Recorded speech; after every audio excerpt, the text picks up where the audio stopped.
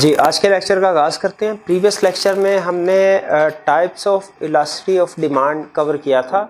اس میں ہم نے یہ پڑھا تھا کہ 5 ٹائپس ہیں الاسٹی آف ڈیمانڈ کی: پرفیکٹلی ان الاسٹک، یونٹ الاسٹک اور پرفیکٹلی الاسٹک. ٹھیک ہے، ان الاسٹک کو ریلیٹیولی ان الاسٹک یا ہائیلی ان الاسٹک بھی کہتے ہیں. اسی طرح الاسٹک کو ریلیٹیولی الاسٹک یا ہائیلی الاسٹک بھی کہتے ہیں. یا الٹرنیٹ ٹرمز بھی آپ کو پتہ ہونی چاہیے. ایگزامینر کچھ بھی ٹرم یوز کر کے کنسیپٹ پوچھ سکتا ہے. ہم نے ان کی ڈیفینیشن بھی پڑھی اور ہم نے ان کی ڈائیگرام ڈرا کرنا بھی سیکھی. ان میں کوئی کویشچن پوچھنا چاہتے ہو اس کنسیپٹ میں سے پوچھ سکتے ہیں. جی کویشچن نمبر 2 کو ڈسکس کرتے ہیں.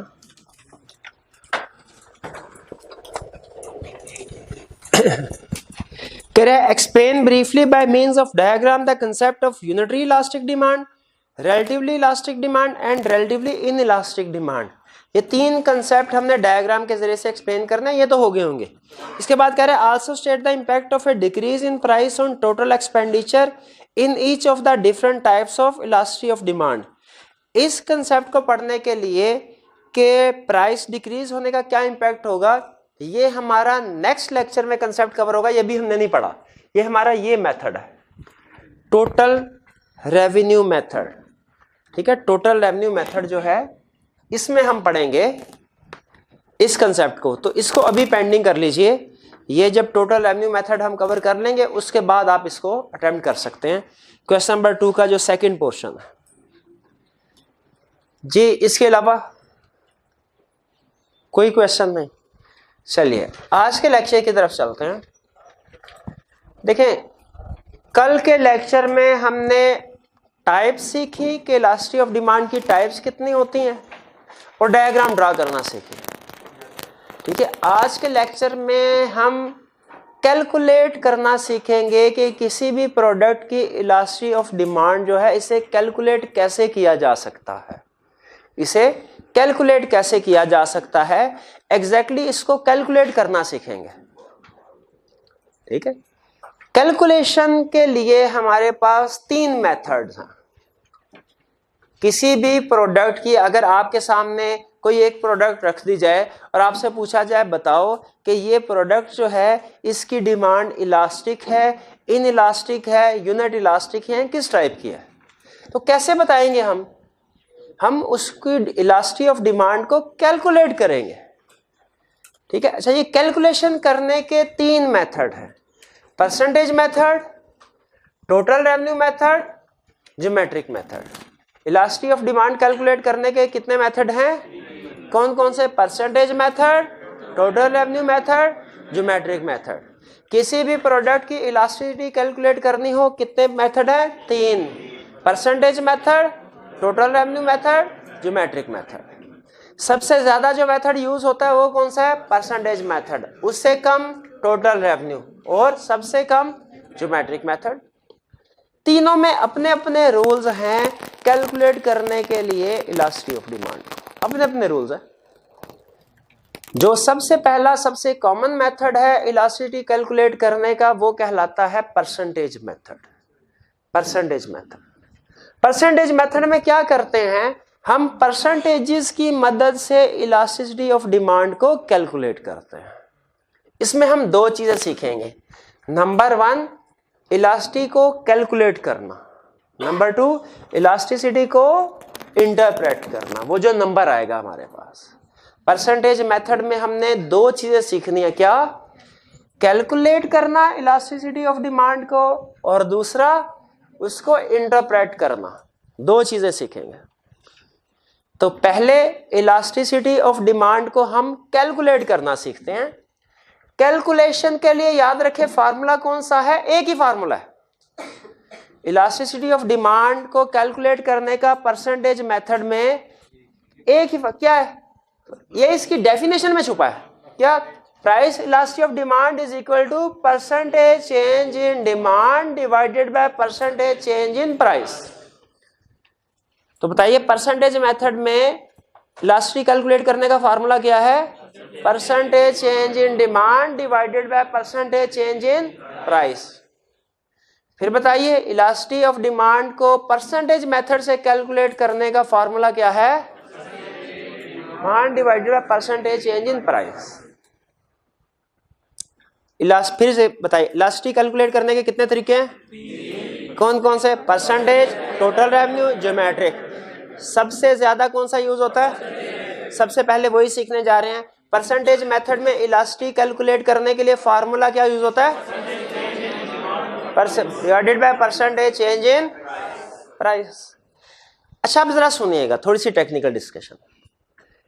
یہ پرسنٹیج میتھڈ میں فردر دو میتھڈ ہوتے ہیں الاسٹی کیلکولیٹ کرنے کے.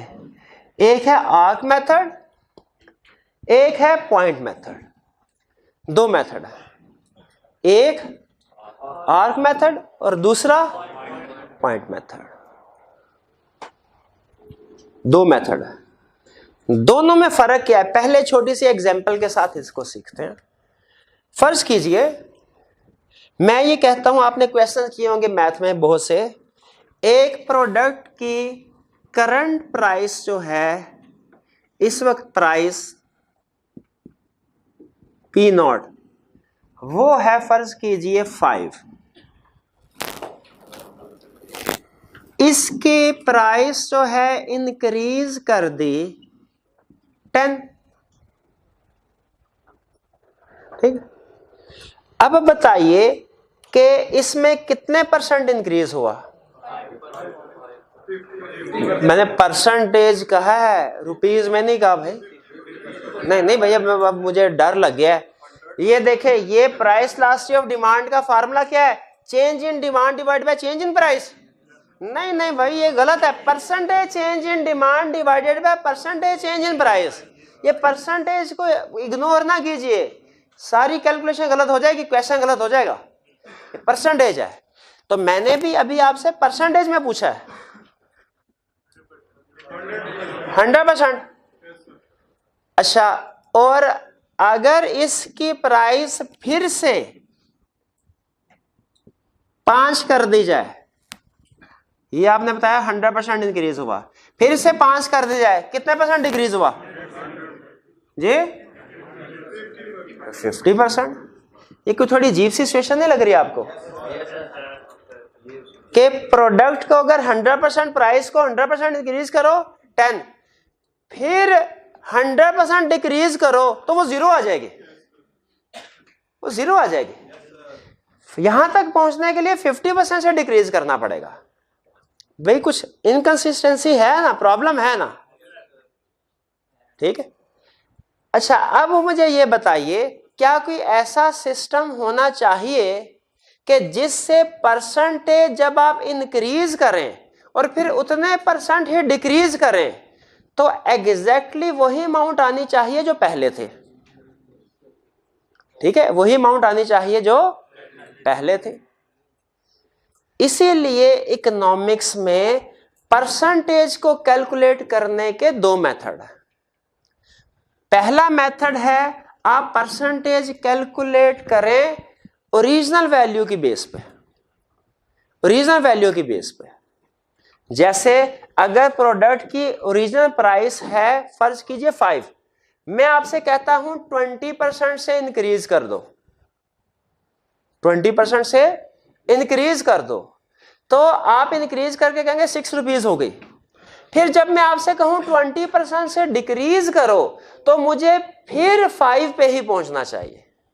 اکانومسٹ یہ کہتے ہیں یہ زیادہ بہتر ہے. ٹھیک ہے. کہتے ہیں دو میتھڈ. آرک میتھڈ میں جب ہم ایوریجز کیلکولیٹ کرتے ہیں، جو پرسنٹیجز کیلکولیٹ کرتے ہیں تو ایوریج کی بیس پہ کیلکولیٹ کرتے ہیں. پوائنٹ میتھڈ میں ہم جب پرسنٹیج کیلکولیٹ کریں گے سنگل پوائنٹ کی بیس پہ کریں گے، اوریجنل ویلیو کی بیس پہ. اس کنسپٹ کو میں بھی تھوڑی دیر میں کیلکولیشن کے ساتھ آپ کو کلیئر کرتا ہوں. پرسنٹیج میتھڈ میں کرتے کیا؟ ہم فارمولا اپلائی کرتے ہیں. کون سا؟ Price elasticity of demand is equal to percentage change in demand divide by percentage change in price. Further us formula کو اپلائی کیسے کیا جاتا ہے؟ اس کے دو طریقے ہیں، arc method, point method. Point method میں جب ہم پرسنٹیج کیلکولیٹ کرتے ہیں صرف اولڈ ویلیو کو بیس بناتے ہیں. आर्क मेथड में जब हम परसेंटेज कैलकुलेट करते हैं, ओल्ड प्लस न्यू दोनों की एवरेज को बेस बनाते हैं, दोनों की एवरेज, ताकि जब हम पॉइंट ए से बी पे पहुंचे या बी से ए पे पहुंचे सेम नंबर आए हमारे पास। पॉइंट मेथड में ए से बी पे जाएंगे नंबर कुछ और होगा, बी से ए पे आएंगे नंबर कुछ और होगा। जैसे 5 और 6 की एग्जांपल है, 5 का 10% अगर इंक्रीज करेंगे वो कुछ डिफरेंट होगी, आंसर जो आएगा उसका 10% लेंगे वो अमाउंट डिफरेंट होगी। हायर अमाउंट का 10% ज्यादा होता है, लोअर अमाउंट का 10% कम होता है। तो इकोनॉमिस्ट ये कहते हैं आर्क मेथड क्या है, आर्क मेथड यूज किया जाता है दो डिस्टिंक्ट जो दूर पॉइंट्स होते हैं उनमें इलास्टिसिटी कैलकुलेट करने के लिए। पॉइंट मेथड यूज किया जाता है सिंगल पॉइंट पे इलास्टिसिटी कैलकुलेट करने के लिए। जैसे डायग्राम से समझते हैं, ये है डिमांड कर्व, ये भी डिमांड कर्व है, हमने इनकी इलास्टिसिटी कैलकुलेट करनी है। अगर तो मैं आपसे कहूं कि आप इस पॉइंट पे इलास्टिसिटी कैलकुलेट कीजिए, इस पॉइंट पे सिंगल पॉइंट है, इसको क्या कहते हैं, पॉइंट इलास्टिसिटी। अगर मैं आपसे कहता हूं इन दो पॉइंट्स के दरमियान में यहां पे इलास्टिसिटी कैलकुलेट कीजिए, इसको क्या कहेंगे, ये आर्क इलास्टिसिटी। ये कौन सी है, पॉइंट इलास्टिसिटी। तो आर्क इलास्टिसिटी में याद रखे दो पॉइंट्स यूज होते हैं, पॉइंट इलास्टिसिटी ऑफ डिमांड में एक पॉइंट। ये ग्राफिकल डिफरेंस बता रहा हूं, कैलकुलेशन में फर्क कुछ और होगा। तो मुझे बताइए परसेंटेज मेथड में इलास्टिसिटी कैलकुलेट करने के लिए क्या करते हैं use, formula, percentage change in demand divide by percentage change इन। इस फार्मूला की एप्लीकेशन दो तरह से है, या परसेंटेज मेथड की फर्दर दो टाइप्स हैं, आर्क मेथड। दोनों में फर्क क्या है, आर्क मेथड में दो डिस्टिंक्ट पॉइंट्स हैं, ये आपके सामने डायग्राम बना दे। पॉइंट मेथड में सिंगल पॉइंट पे इलास्टिसिटी होती है, ये डायग्राम बना दे। क्लियर। अब सुनिए कैलकुलेशन के पॉइंट ऑफ व्यू से क्या फर्क है। ये तो डायग्राम के पॉइंट ऑफ व्यू से फर्क बता दिया ना, कैलकुलेशन के पॉइंट ऑफ व्यू से फर्क ये है कि अगर तो हम परसेंटेज कैलकुलेट करते हुए ओल्ड वैल्यू न्यू वैल्यू दोनों की एवरेज लें, ये आर्क मेथड है। और अगर हम परसेंटेज कैलकुलेट करते हुए सिर्फ single original value old value को बेस बनाएं, ये क्या है, पॉइंट मेथड। में कुछ बात समझ आए?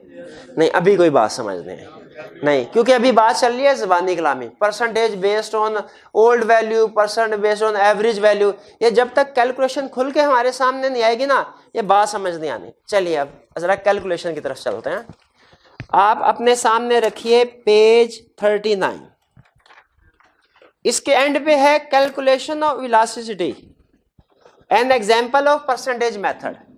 इसको जरा पढ़िए, ये पास्ट पेपर का क्वेश्चन है, आई कैप के क्वेश्चन बैंक में भी मौजूद है।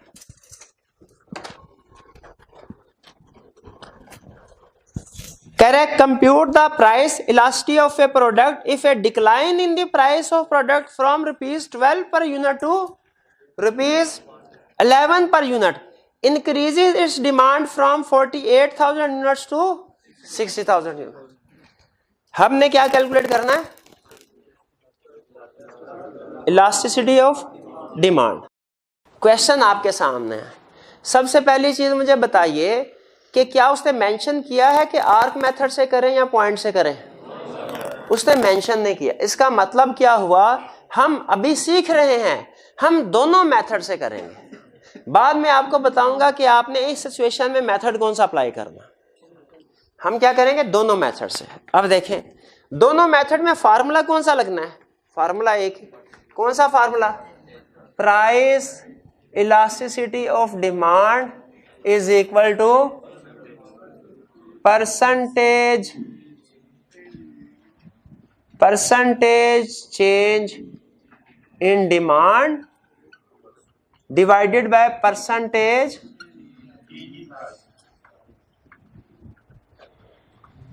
Change in price.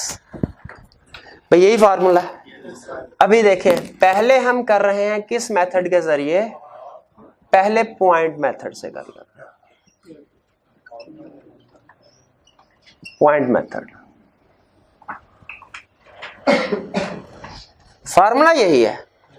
बताइए पॉइंट मेथड में जब परसेंटेज कैलकुलेट करते हैं तो ओरिजिनल वैल्यू को बेस बनाते हैं या कि ओरिजिनल और न्यू दोनों की एवरेज को, ओल्ड वैल्यू को। अब आपने एग्जाम में याद रखे सबसे पहला काम क्या करना है, ये साइड पे टेबल जरूर बना लेना है। ये टेबल आपने लाजमी बनाना है। ये आगे हमारे पास प्राइस, ये है डिमांड, यहां पे चेंज। क्योंकि कैलकुलेशंस करते हुए बार बार अगर क्वेश्चन पेपर पे देखेंगे तो गलती का खतरा होता है।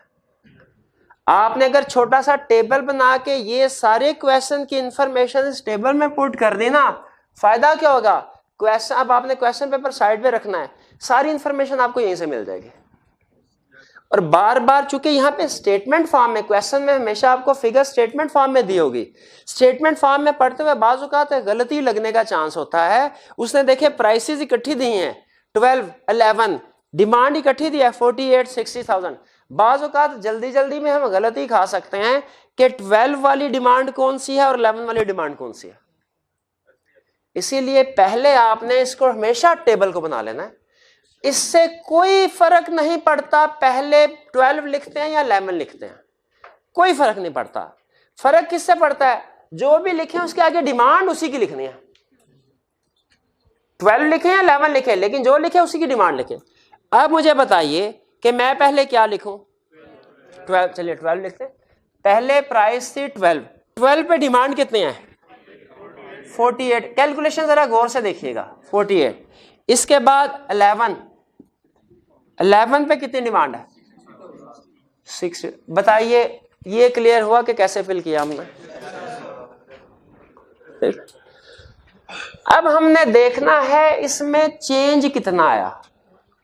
चेंज करने के लिए सुन लें, या तो ऊपर वाली फिगर से नीचे वाली फिगर माइनस कर लें, या नीचे वाली फिगर से ऊपर वाली फिगर माइनस करने, कोई फर्क नहीं पड़ता, कोई फर्क नहीं पड़ता। चेंज कैलकुलेट करने को मैं अपने घर से कॉलेज आने का फासला बताऊं या कॉलेज से घर जाने का फासला बताऊं, कोई फर्क नहीं पड़ता, वो तो उतना ही है। तो चेंज पॉइंट ए से बी पे हो, बी से कोई फर्क नहीं पड़ता। कुछ स्टूडेंट कहते हैं नहीं सर उससे पहले ये वाली इंफॉर्मेशन दी है ना, इसमें से इसको लेस करें, वो कर दें, वो भी ठीक है, कोई इशू नहीं है। नीचे वाली सुपर फिगर माइनस करते हैं, उसमें भी कोई इशू नहीं है। फर्क किस चीज से पड़ेगा, एक मैंने आपको चीज बताई, एहतियात करनी है, रेलिवेंट प्राइस के आगे रेलिवेंट क्वांटिटी लिखनी है। दूसरी चीज, अब आप चाहे ऊपर वाली से नीचे वाली फिगर माइनस करें या नीचे वाली से ऊपर, इससे फर्क कोई नहीं पड़ता। अब आप मुझे बताएं मैं क्या करूं, ऊपर से नीचे वाली फिगर माइनस कर दूं या नीचे से ऊपर वाले, पर सिंपल लगते हैं ना। ऊपर कैलकुलेटर हमारे सामने होगा, 12 माइनस 12 ये ज्यादा आसान है, बजाय कि 11 माइनस 12 मैं कर रहा हूं, बिल्कुल ठीक है। 12 माइनस 11 जरा कैलकुलेट कीजिए।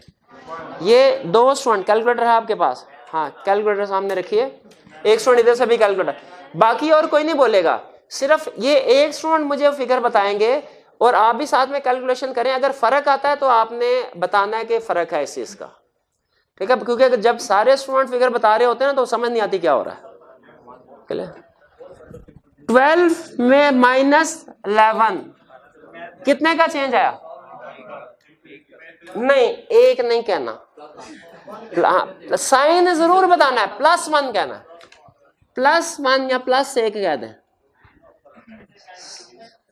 जी मेरे भाई,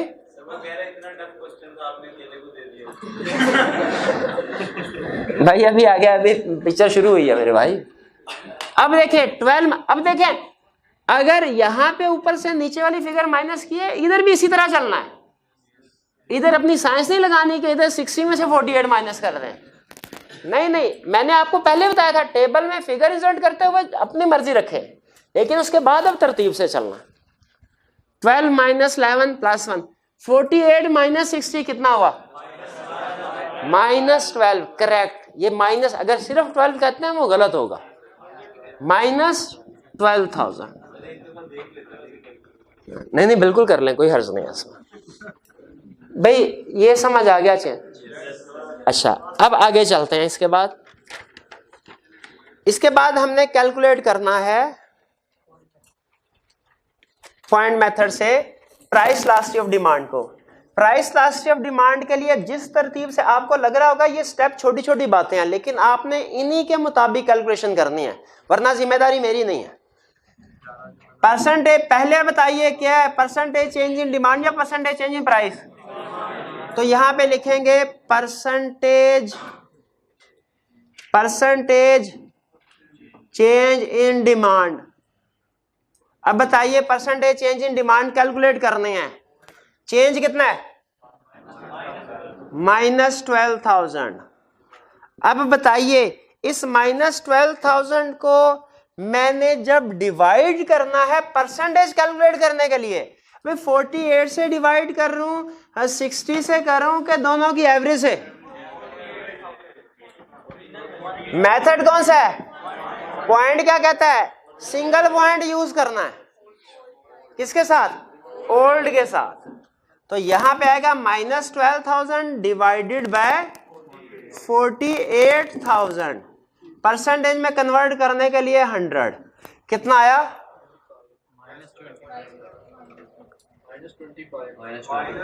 -25 پورا مائنس چلے -25. بھئی یہ فگر تک پہنچ گئے، کوئی کنفیوژن؟ اور آپ نے تھوڑا سا غلط بتا دیا مجھے، یہ پرسنٹیج ہے، اسے -25% کہنا چاہیے تھا.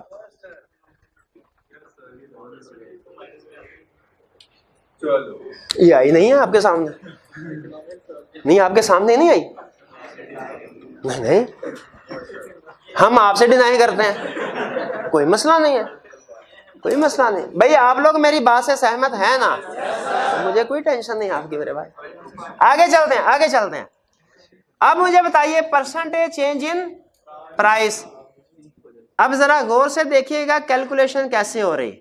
پرسنٹیج چینج ان پرائس، اس کو ایزی نہ لیجیے گا اس کیلکولیشن کو. اب مجھے بتائیے پرائس کی پرسنٹیج چینج کیلکولیٹ کرنی ہے. چینج کتنا آیا؟ پرسنٹیج میں کنورٹ کرنے کے لیے اسے میں اوریجنل اولڈ ویلیو سے ڈیوائڈ کروں، نیو سے کروں، یا دونوں کی ایوریج سے؟ اولڈ سے. کیلکولیشن کیسے ہوگی؟ +1 divided by 12 multiplied by is equal to. بھیا ان کو 8 ساری کلاس بتا رہی ہے سوائے ان کے 8.33 غلط بتا دیا میرے بھائی نے. 8.33% غلط بتا دیا. +8.33% +8. یہ سائن پہ کیوں میں فوکس کروا رہا ہوں یہ ابھی بتاؤں گا تھوڑی دیر میں. +8. اب خود بتائیے percentage change in demand calculate کوئی ایشو تو نہیں ہے؟ Percentage change in price calculate کی کوئی ایشو تو نہیں ہے؟ اور دیکھیں ہم نے اوریجنل اولڈ ویلیو کو بیس بنا کے پرسنٹیج کیلکولیٹ کی، پوائنٹ میتھڈ جو ہے. تو یہاں پہ اب ہماری پرائس لاسٹی آف ڈیمانڈ کا فارمولا کیا ہوگا؟ Percentage change in demand -25% divided by percentage change in price +8.33% is equal to -3.00. Do digits تک بنا لیتے ہیں ہم. -3.00 پرسنٹیج پرسنٹ سے کٹ گیا میرے بھائی. یہ دیکھیں یہ میتھ میں نہیں پڑھا آپ نے. تو پرائس لاسٹی آف ڈیمانڈ کیا ہے؟ -3. جی اب بتائیے سمجھ آئی آپ کو؟ کیلکولیشن سمجھ آئی ہوگی، لیکن آرک اور پوائنٹ میں فرق ابھی سمجھ نہیں آیا ہوگا، کیونکہ جب تک دونوں چیزیں آمنے سامنے نہ فرق نہیں. ابھی پوائنٹ میتھڈ ہے، آرک میتھڈ نہیں آنا ہے. لیکن مجھے بتائیے پوائنٹ میتھڈ کی کیلکولیشن سمجھ آئی آپ کو؟ اب ذہن میں رکھیے گا جس اسٹوڈنٹ نے پرسنٹیج چینج ان پرائس پہلے کیلکولیٹ کی، پرسنٹیج چینج ان ڈیمانڈ بعد میں کیلکولیٹ کی، زیادہ چانس ہے کہ وہ کیلکولیٹ کرتے ہوئے بھی اوپر پرائس کو لے لے گا, نیچے ڈیمانڈ کو. اب اگر ہم فارمولے کو سامنے رکھیں, فارمولے کے مطابق کیلکولیشن کریں, غلطی کا چانس کم ہو جاتا ہے. ہمیں پتا ہے جو چیز پہلے کیلکولیٹ کی وہ اوپر ہے اور جو بعد میں کیلکولیٹ کی وہ نیچے ہے, سمیٹری بن جاتی ہے. ٹھیک ہے, ورنہ پھر آپ کو الرٹ رہنا پڑتا ہے اور اس میں غلطی کا چانس زیادہ ہو جاتا ہے. چلیے یہ آ گیا ہمارا پوائنٹ میتھڈ لیدا. اب آتے ہیں ہم آرک میتھڈ کی طرف. ذرا اٹینٹیو ہو کے سنیں بھائی. آرک میتھڈ میں percentage elasticity of demand calculate کرنے کا فارمولا کیا ہے؟ Percentage change in demand divide by percentage change in. ذہن میں رکھیے گا فارمولا سیم, ایپلیکیشن فرق ہوتی ہے. وہ کچھ جگہوں پہ میں نے دیکھا فارمولا ہی بدلا ہوتا ہے, اور اتنی راکٹ سائنس ہے وہ دوسرا فارمولا جو بنایا ہوتا ہے وہ بہرحال چلیں. ہاں تو ہم راکٹ سے ہمارا ٹارگیٹ ہے ہماری زندگی بھی آسان ہو, ایگزامینر کی بھی.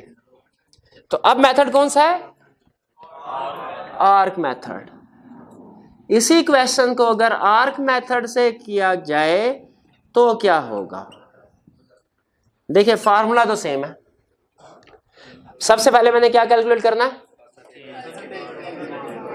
Percentage change in demand, percentage change in price, یا کچھ بھی دونوں میں سے کوئی بھی کیلکولیٹ کر لوں پہلے. نہیں بھیا, percentage change in demand calculate کرنا پہلے, پرائس نہیں کرنا. کوشچنز کرنے پڑیں گے نا پھر پتا چلے گا. Percentage change in demand. اب خود بتائیے percentage change in demand calculate کرنا ہے جب میں نے, تو اس کے لیے جو ہمارے پاس چینج کتنا ہے, چینج کتنا آیا؟ -12,000.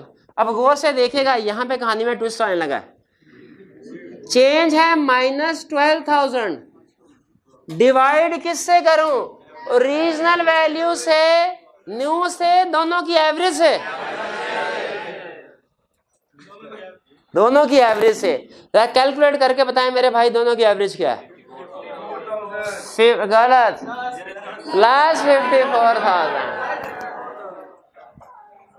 +54,000 ملٹیپلائی بائی 100 تاکہ پرسنٹیج میں کنورٹ کر دوں. اور یہاں پہ ذہن میں رکھیے گا اسٹوڈنٹ اکثر ہم اپنے کاؤنٹنگ کے ٹیچر سے پوچھتے تھے سر سمجھ نہیں آتی ایگزام میں کس فگر کی ورکنگ شو کروانی ہے کس کی نہیں کروانی. انہوں نے ایک رول بتایا, آج تک زندگی آسان ہے. انہوں نے کہا ہر وہ فگر, ہر وہ نمبر جو آپ کے کویشچن پیپر پہ نہیں ہے لیکن آپ کی آنسر شیٹ پہ ہے, اس کی ورکنگ شو کروانی ہے. بھائی نہیں سمجھ آئی نا, کیونکہ ایگزامپل نہیں ہے, ایگزامپل سے سمجھتے ہیں. مجھے بتائیے ہمارے کویشچن پیپر میں 54,000 تھا نہیں تھا؟ کیا ہمارے آنسر میں 54,000 ہے؟ تو یہ کہاں سے اڑ کے آ گیا؟ کیا کہاں سے آیا؟ کیا ایگزامینر کو شو کروانا چاہیے؟ بالکل شو کروانا چاہیے. آگے کر کے میں اس کی ورکنگ شو کروا دیتا ہوں. where 54,000 is equal to کیا 48,000 plus 60,000 divided by 2. یہ ورکنگ کے نمبر ہے بھیا, اس کو ضرور شو کروانا ہے, ورنہ ایگزامینر پتا کیا سمجھے گا میرے جیسا ہوا, انہوں نے کہا یہ ساتھ والے سے نقل لگا کے کیا. ٹھیک ہے آگے چلتے ہیں.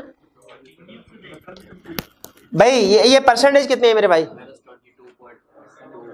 -22.22%. بھائی آگے چلیں. اب کیا کرنا ہے؟ پرسنٹیج,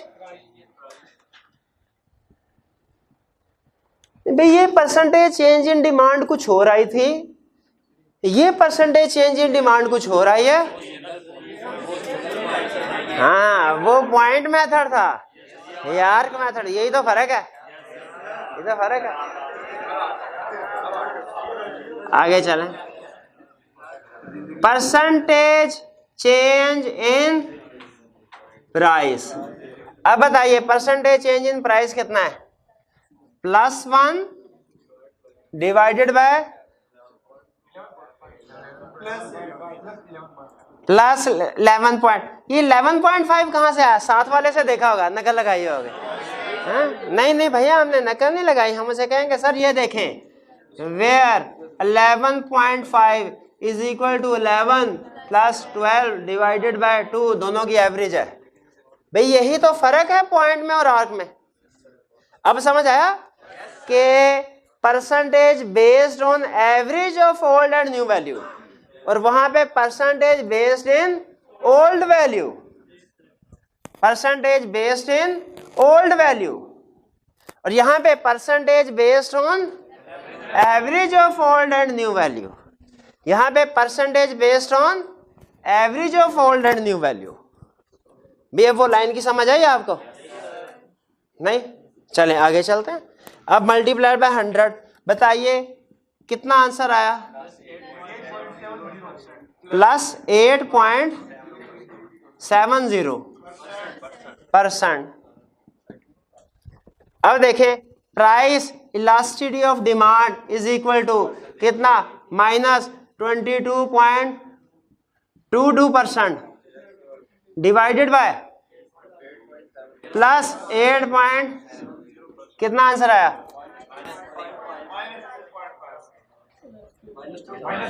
-2.55% تو نہیں ہے، پرسنٹ سے کٹ گئی بھیا. یہ آ گیا ہمارے پاس آرک. یہ پوائنٹ میتھڈ، یہ آرک میتھڈ. اسٹوڈنٹ کہنے لگا سر دونوں سیم کیوں نہیں ہیں؟ بھیا کیونکہ بیسس فرق ہے، بیسس فرق ہے. وہ پوائنٹ میتھڈ سے ہے، یہ آرک میتھڈ سے ہے. یہ تو ایسے ہے جیسے آپ کہیں سر اسٹریٹ لائن بیلنس میتھڈ میں اور ریڈیوسنگ بیلنس میں ڈیپریسیشن سیم کیوں نہیں ہے؟ بھائی فرق ہے. اکاؤنٹنگ میں نہیں پڑھا ابھی؟ نہیں چلیں اس کو چھوڑیں. تو یاد رکھیں پوائنٹ میتھڈ کی کیلکولیشن اور آرک میتھڈ کی کیلکولیشن فرق ہے، اسی وجہ سے ان کا آنسر بھی فرق آئے گا. اب دیکھیں دونوں میں فرق سمجھ آیا؟ کیلکولیشن سمجھ آئی کیسے کرنے ہیں؟ فارمولا سیم ہے، فارمولا تو نہیں چھیڑا میں نے، لیکن فرق کس چیز کا؟ پوائنٹ میں اور آرک میں.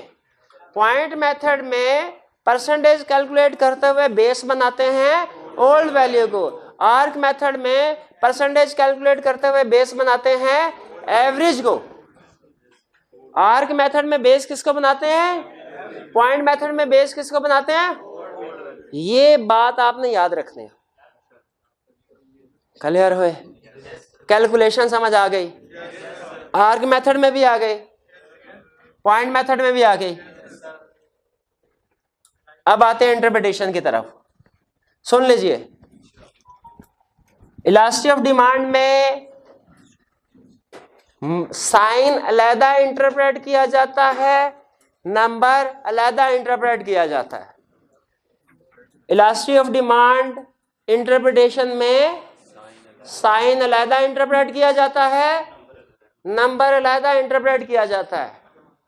الاسٹی آف ڈیمانڈ کی انٹرپریٹیشن میں سائن علیحدہ انٹرپریٹ کیا جاتا ہے، علیحدہ انٹرپریٹ کیا جاتا ہے. اب انٹرپریٹیشن سنیں، مجھے بتائیے میں کیا یہ کہوں، انٹرپریٹیشن سن لیں، اگر تو آنسر ہو 1 ہم کہتے ہیں ڈیمانڈ از یونٹ الاسٹک.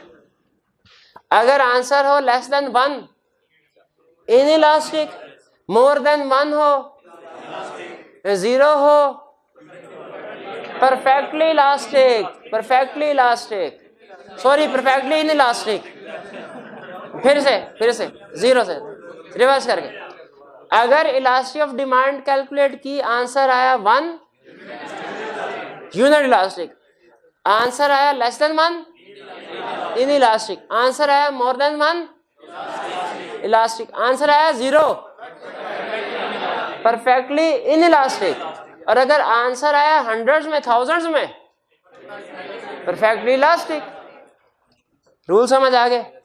اب سنیں، اگر price elasticity of demand calculate کر رہے ہیں، سائن آیا مائنس، اس کا مطلب ہے یہ نارمل گڈ ہے. یہ مائنس سائن اصل میں پرائس اور ڈیمانڈ کا انورس ریلیشن شپ شو کر رہا ہے. یہ مائنس سائن کیا شو کر رہا ہے؟ پرائس اور ڈیمانڈ کا نیگیٹو ریلیشن شپ ہے. یہ مائنس سائن کیا شو کر رہا ہے؟ پرائس اور ڈیمانڈ کا.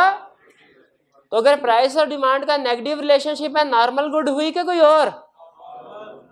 اگر کبھی ہم price last of demand calculate کرتے ادھر سائن آتا پازیٹیو، ہاں گیفن گڈ، اس کا مطلب ہوتا ہے پرائس اور ڈیمانڈ میں پازیٹیو ریلیشن شپ ہے، اور آپ کو پتا ہے پازیٹیو ریلیشن شپ جو ہے وہ گیفن گڈ میں ہوتا ہے. تو ذہن میں رکھیے گا انٹرپریٹیشن میں سائن کو اگنور نہیں کرتے. سائن کی انٹرپریٹیشن علیحدہ ہے، نمبر کی انٹرپریٹیشن علیحدہ ہے. سائن ہمیں بتاتا ہے ٹائپ آف گڈ اور نمبر ہمیں بتاتا ہے ٹائپ آف الاسٹیسٹی. سائن کیا بتاتا ہے؟ Type of good. نمبر کیا بتاتا ہے؟ Type of elasticity. بتائیے مائنس کا پرائس لاسٹ آف ڈیمانڈ میں مائنس کا سائن کیا بتا رہا ہے؟ اور پلس کا سائن آ جاتا گیفن گڈ. اب سنیں سائن کی انٹرپریٹیشن ہو گئی. سائن کیا بتاتا ہے؟ Type of good. اور نمبر کیا بتاتا ہے؟ Type of elasticity. اب سنیں نمبر کی 3 greater than 1 less then 1 equal to 1. تو بتائیے ٹائپ آف الاسٹیسٹی کیا ہے؟ الاسٹک. اور یہ الاسٹک گڈ. اب ایک اسٹوڈنٹ نے انٹرپریٹیشن کی، کیسے؟ اس نے کہا سر میں نے اس کی انٹرپریٹیشن کر رہا ہے. سر میں نے، آپ نے کہا تھا مائنس سائن کو اگنور نہیں کرنا، میں نے اگنور نہیں کیا. دیکھیں -3 از لیس دین 0، اسی لیے جو ٹائپ آف گڈ ہے وہ ہے ان الاسٹک. بتائیے کیا انٹرپریٹیشن ٹھیک ہے؟ میں نے کہا بھائی اگنور، میں نے بھی کہا تھا اگنور نہیں کرنا، لیکن میں نے یہ بھی کہا تھا ان کو علیحدہ انٹرپریٹ کرنا ہے، پھر ساتھ ملا کے تھوڑی کرنا ہے. -3 تو آپ کہیں گے سر لیس دین 1 ہے، اگر صاحب لیس دین ان الاسٹک بن جائے گی. اور نہیں بھیا، مائنس کو علیحدہ کرنا ہے، 3 کو علیحدہ کرنا ہے.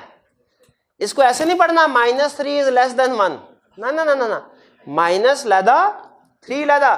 3 از مور دین 1 الاسٹک ہے. مائنس کا سائن کیا شو کر رہا ہے؟ ہاں ٹائپ آف گڈ جو کہ نارمل ہے بالکل. اور نمبر کیا شو کر رہا ہے؟ Type of elasticity. جی کچھ کو سمجھ آیا؟ ذرا کوئک سے ریویژن کرتے ہیں، اٹینٹو ہو جائیے. مجھے بتائیے الاسٹی آف ڈیمانڈ کو جب ہم نے کیلکولیٹ کرنا ہے ہمارے پاس 3 میتھڈ ہے. کون کون سے؟ Percentage method, total revenue method, geometric method. آج کے لیکچر میں ہم صرف ایک میتھڈ کریں گے، سب سے اہم کر لیا ہم نے، پرسنٹیج میتھڈ. پرسنٹیج میتھڈ میں کیلکولیشن بھی کرتے ہیں، انٹرپریٹیشن بھی کرتے ہیں. ایگزام کویسچن میں آنکھیں کھول کے غور سے دیکھنا ہے، صرف کیلکولیشن پوچھی ہے کہ انٹرپریٹیشن بھی پوچھی ہے. جو پوچھا ہو وہ بتانا ہے، مس نہیں کرنی کوئی ریکوائرمنٹ. کیلکولیشن ہے پرسنٹیج میتھڈ میں. کیسے کیلکولیٹ کرتے ہیں؟ Price last of demand is equal two divided by percentage change in price. آگے پرسنٹیج میتھڈ میں فردر 2 میتھڈ کون کون سے ہیں؟ Point method. Basic formula same رہے گا، چینج نہیں کرنا. تو فرق کس چیز کا پڑے گا؟ آرک میتھڈ میں. آرک میتھڈ میں پرسنٹیج کیلکولیٹ کرتے ہوئے ایوریج کو یوز کرنا ہے. پوائنٹ میتھڈ میں پرسنٹیج کیلکولیٹ کرتے ہوئے اولڈ ویلیو کو یوز کرنا ہے. پھر سن لیجئے، آرک میتھڈ کیلکولیشن کرتے ہوئے ایوریجز کو یوز کرنا ہے. پوائنٹ میتھڈ میں پرسنٹیج کیلکولیٹ کرتے ہوئے اولڈ ویلیو کو یوز کرنا ہے. کیلکولیشن آپ کے سامنے ہے. ایگزام میں ہمیشہ جب کبھی کیلکولیشن آئے گی وہ آپ کو اسٹیٹمنٹ فارم میں فگرز دی ہوگی. پہلا کام غلطی سے بچنے کے لیے ٹیبل بنا لیجئے، بار بار کویسچن پیپر کو نہ دیکھنا پڑے. ٹیبل میں دھیان سے جو پرائس ہے اسی کی ڈیمانڈ آگے لکھی ہو، جو پرائس ہے اسی کی ڈیمانڈ آگے لکھی ہو. اینڈ پہ پھر چینج شو کروا دیں. اوپر والی فگر سے نیچے والی فگر مائنس کر دیں. 12 - 11 + 1 48,000 - 60,000 - 12,000. ٹھیک ہے جی. یہاں پہ چونکہ مائنس آ گیا ہمیں پتا چل گیا اینڈ تک آنسر مائنس آئے گا. اب مائنس یہ چینج آیا، یہ پرسنٹیج میں چینج نہیں ہے، چینج آیا یہ. اب فارمولا کیا ہے؟ Price last of demand is equal to percentage change in demand divide by percentage change in price. पहले पॉइंट मेथड लगाया जिसमें ओरिजिनल वैल्यू को बेस बनाते हैं, percentage change in demand calculate किया, कैसे, चेंज -12,000 डिवाइडेड किससे करना है, ओल्ड वैल्यू, पॉइंट मेथड है, ओल्ड वैल्यू यूज करेंगे, 48,000 से डिवाइड किया, परसेंटेज आ गई। फिर percentage change in price calculate करनी है, चेंज को डिवाइड किया किससे, ओल्ड से, 12 से, प्लस 12 मल्टीप्लाइड बाय 100, परसेंटेज आ गई। देखिए ओल्ड से किया, एवरेज से नहीं किया, ये नोट कीजिए, ये सिर्फ एक सिंगल वैल्यू है ओल्ड वैल्यू, एवरेज से नहीं किया। और ये हमारे पास परसेंटेज आ गई, कैलकुलेशन की, प्राइस इलास्टिसिटी ऑफ डिमांड -3, इसमें माइनस को अलहदा इंटरप्रेट करना है, साइन को अलहदा इंटरप्रेट करना है, नंबर को अलहदा इंटरप्रेट करना है। साइन हमें बता रहा था टाइप ऑफ गुड, जो यहां पे क्या है, नॉर, प्लस होता तो गिवन होती, साइन हमें क्या, नंबर क्या बताता है हमें, टाइप ऑफ इलास्टिसिटी। जी बताइए, 3 greater than 1 less than 1 equal to 1, तो टाइप ऑफ इलास्टिसिटी क्या हुई, इलास्टिक। फिर हमने आर्क मेथड के मुताबिक कैलकुलेशन की, फार्मूला वही लिया, परसेंटेज कैलकुलेट करते हुए अब हमने एवरेज को बेस बनाना है, तो percentage change in demand is equal to change in demand वही, लेकिन अब जो बेस बनाया हमने एवरेज को बनाया, 48 और 60 दोनों की एवरेज ली, एवरेज की कैलकुलेशन शो करवा के एवरेज आ गया, इसके मुताबिक परसेंटेज कैलकुलेट कर ली। फिर इसी तरह प्राइस की परसेंटेज कैलकुलेट की, प्राइस को डिवाइड किया दोनों की एवरेज से, 12 + 11 डिवाइडेड बाय 2, 11.5, तो परसेंटेज कैलकुलेट करते हुए हमने एवरेज फिगर यूज किया। आर का रूल ही यही है, एवरेज यूज करते हैं, पॉइंट का रूल ही यही है, ओरिजिनल या ओल्ड यूज करते हैं। फिगर है, दोनों को डिवाइड किया फार्मूले में, आंसर आया -2.55। माइनस का साइन अलहदा इंटरप्रेट करना है, नंबर अलहदा इंटरप्रेट करना है। साइन शो करता है type of good, number show करता है type of elasticity. Type of good क्या है, ये नॉर्मल, प्लस होता तो, और इलास्टिसिटी ऑफ डिमांड क्या है, type of elasticity, elastic greater than 1। जी कुछ समझ आया आपको? चलिए अब आपने क्या करना है, क्वेश्चंस मैं आपको लिखवा रहा हूं, आज घर जाके 2 क्वेश्चंस हैं, दोनों लाजमी आपने अटेम्प्ट करने हैं और दोनों मेथड से करने हैं प्रैक्टिस के लिए। कल फिर मैं आपको बताऊंगा कि एग्जाम में आप कैसे अंदाजा लगाएंगे कि आर्क मेथड से करना है या पॉइंट से करना है, ये कल बताऊंगा। अभी प्रैक्टिस करने के लिए हम दोनों मेथड से करेंगे, पॉइंट मेथड से भी और आर्क मेथड से भी। जी क्वेश्चन नंबर नोट कीजिएगा,